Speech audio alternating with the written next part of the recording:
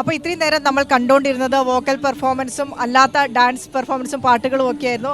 ഇനി നമുക്ക് വേണ്ടി കാഴ്ചവെക്കുന്നത് ഒരു വ്യത്യസ്തതരം പെർഫോമൻസ് ആണ്. ആദ്യമായിട്ടാണ് നമ്മുടെ സ്റ്റുഡിയോയിലേക്ക് ഒരു വാദ്യോപകരണം വരുന്നത്. വീണയുമായിട്ട് നമുക്ക് പെർഫോം ചെയ്യാൻ എത്തിയിരിക്കുന്നത് ദേവനയാണ്. നമുക്ക് ദേവനയെ പരിചയപ്പെടാം. ഹായ് മോളു. ഹലോ. ദേവന. ഏതാ സ്കൂൾ? ഏതാ?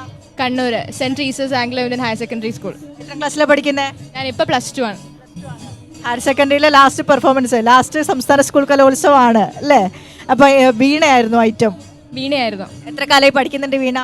ഞാനിപ്പോൾ ഒരു 5-6 years ആയിട്ട്. വായിക്കല്ലേ? തുടങ്ങാം.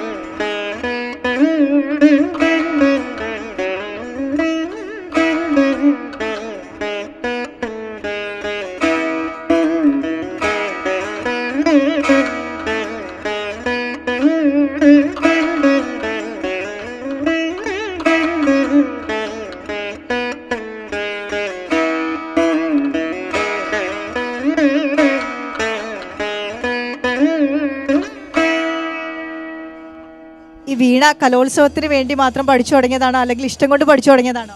അല്ല, അതിന് മുൻപേ പഠിക്കണ്ടായിരുന്നു.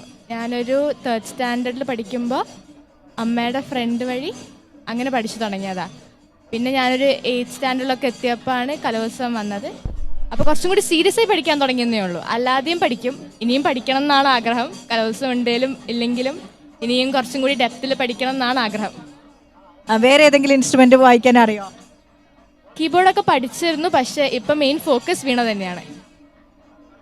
അപ്പം ബാക്കി എന്താണ് മുന്നോട്ടുള്ള ഒരു അംബീഷൻ, ഒരു ചോയ്സോ ഒക്കെ എങ്ങനെയാ? പ്രത്യേകിച്ചിട്ട് തീരുമാനിച്ചിട്ടൊന്നും ഇല്ല, പക്ഷേ വീണ കൂടെ കൊണ്ടുപോകണം എന്നൊരാഗ്രഹമുണ്ട്. അപ്പോൾ നമുക്ക് വേണ്ടി വേറെ എന്തെങ്കിലും ഒരു പെർഫോമൻസ് കൂടെ വീണയിൽ. ഓക്കെ.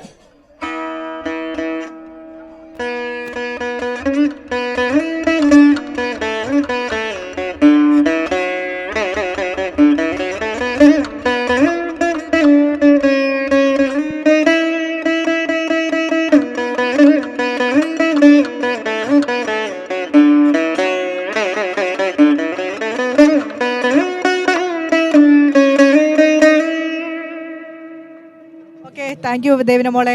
അപ്പോൾ ഓൾ ദ വെരി ബെസ്റ്റ്. വീണയും കൂടെ കൂട്ടി ഭാവിയിലേക്ക് സുന്ദരമായി നടന്നെടുക്കാനാകട്ടെ. ഓൾ ദി ബെസ്റ്റ് മോളെ. Thank U.